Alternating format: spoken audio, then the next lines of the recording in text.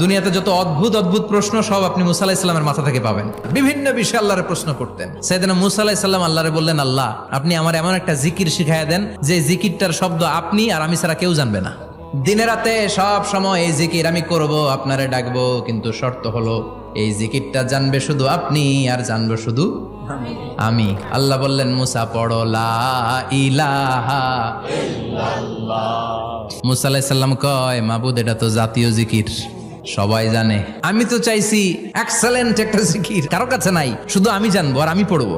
আল্লাহ বললেন, মুসা এই লা ইলাহাকে যদি এক পাল্লায় রেখে দাও, তাম বিশ্ব, 7 আকাশ 7 জমিনটারে তুলে যদি তুমি আরেক পাল্লায় রেখে দাও, লা রাজাহাত কাফাতু লা ইলাহা ইল্লাল্লাহ, মুহূর্তের মধ্যে লা ইলাহার পাল্লা ভারী হয়ে যাবে। ও মুসা, তুমি যতই এক্সক্লুসিভ জিকির চাও, লা ইলাহার চেয়ে দামি জিকির আমার কাছে নাই।